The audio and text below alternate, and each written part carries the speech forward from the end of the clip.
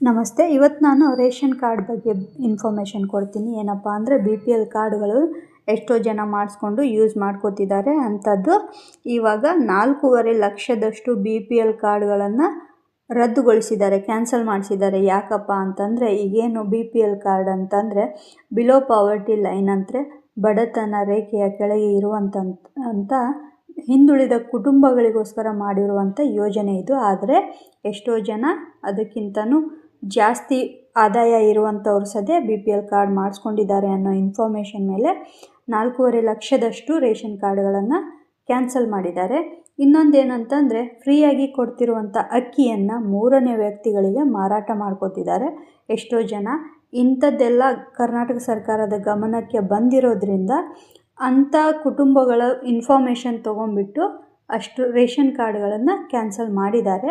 ಇದ್ರ ಬಗ್ಗೆ ಫುಲ್ ಡೀಟೇಲಾಗಿ ಯಾವಾಗ ಲಿಸ್ಟನ್ನು ಬಿಡುಗಡೆ ಮಾಡ್ತಾರೆ ಅಂದರೆ ಫೆಬ್ರವರಿ ತಿಂಗಳಲ್ಲಿ ಯಾವ ಕುಟುಂಬದ ration card BPL ration card cancel ಆಗಿದೆ ಅನ್ನೋದನ್ನು ಫೆಬ್ರವರಿ ತಿಂಗಳಲ್ಲಿ ಬಿಡುಗಡೆ ಮಾಡ್ತಾರೆ.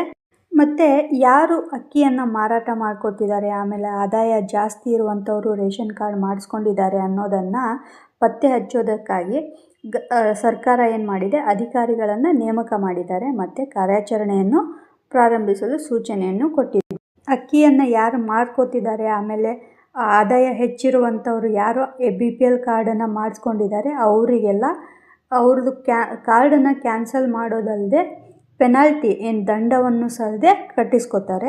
ಏನಂದರೆ ಈಗೆಲ್ಲ ಗ್ಯಾರಂಟಿಗಳನ್ನು ಕೊಟ್ಟುಬಿಟ್ಟು ಕರ್ನಾಟಕ ಸರ್ಕಾರದ ಬೊಕ್ಕಸ ಅಂದರೆ ಏನು ಲಾಸಲ್ಲಿದೆ ಅನ್ನೋದು ಸುದ್ದಿ ಈಗಾಗಲೇ ಇದ್ದಾವೆ.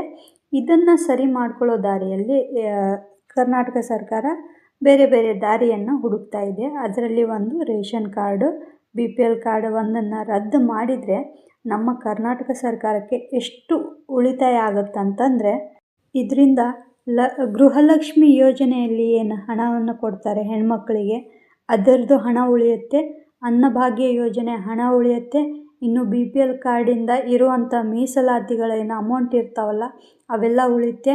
ಆಮೇಲೆ ಆರೋಗ್ಯ ಇಲಾಖೆಯಲ್ಲಿ ಎಷ್ಟೋ ಜನಕ್ಕೆ ಮೀಸಲಾತಿ ಇದೆ ಅದರದ್ದು ಹಣ ಉಳಿಯುತ್ತೆ.